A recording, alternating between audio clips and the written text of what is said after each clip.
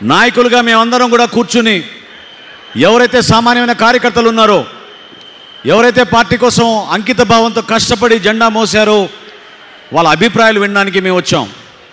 వాళ్ళ సలహాలు సూచనలు పార్టీని రాబోయే రోజుల్లో ఏ విధంగా మనం ముందుకు తీసుకెళ్ళాలి అనే ఆన్పైన మన పార్టీ అధ్యక్షులు పవన్ కళ్యాణ్ గారి దృష్టికి తీసుకెళ్ళినప్పుడు వాళ్ళందరినీ కూడా గౌరవించడం జరుగుతుంది. ఈ సందర్భంగా ఈ కార్యక్రమం మన జన సైనికుల కోసం, వీర మహిళల కోసం అంకితం చేశాం కాబట్టి అక్టోబర్ 16 మీ అందరికీ గుర్తుండాలి.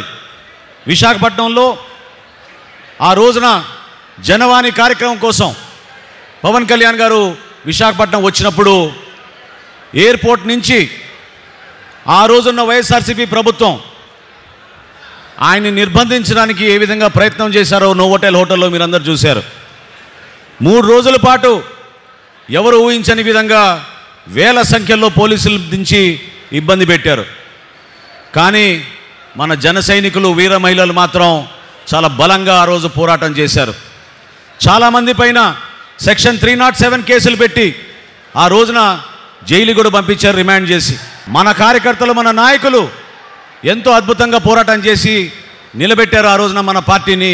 మన పార్టీ అధ్యక్షులు పవన్ కళ్యాణ్ గారి పైన ఉన్న అభిమానంతో ఈరోజు ఈ కార్యక్రమానికి ఆ సందర్భాన్ని మేము గుర్తు చేస్తూ మనం గౌరవించాల్సిన నిజమైన వీర మహిళ ఆ రోజు మన గోవిందమ్మ. అర్ధరాత్రి పూట పవన్ కళ్యాణ్ గారు నిర్బంధించారని తెలిసి ఆమె తన బిడ్డతోటి, 3 సంవత్సరాల పసిబిడ్డతోటి విశాఖపట్నం బీచ్ రోడ్డు పైన ఆమె నిలబడి పార్టీ కోసం, పార్టీ జెండా కోసం, పవన్ కళ్యాణ్ కోసం రాత్రంతా కూడా మా అన్నని మాత్రం అరెస్ట్ చేస్తే మేము ఊరుకోమని చెప్పి ఆ రోజు గోవిందమ్మ గారు వచ్చారు.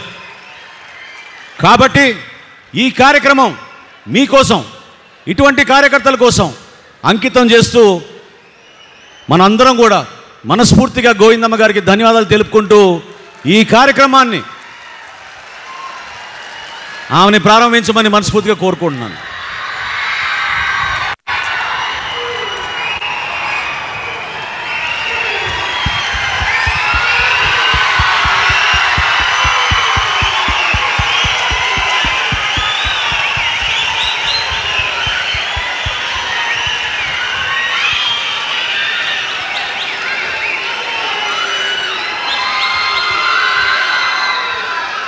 అక్టోబర్ 16, 2022లో పోలీసుల్ని బేఖాతరు చేసి రాత్రంతా కూడా పాపం మన గోవిందమ్మ గారు, మన పార్టీ అధ్యక్షులు పవన్ కళ్యాణ్ పైన ఆమెకున్న అభిమానంతో, పార్టీ పైన ఉన్న నమ్మకంతో ఆ రోజు అద్భుతంగా పవన్ కళ్యాణ్ గారికి మద్దతుగా రాత్రంతా కూడా ఆ రోజు నిలబడ్డారు.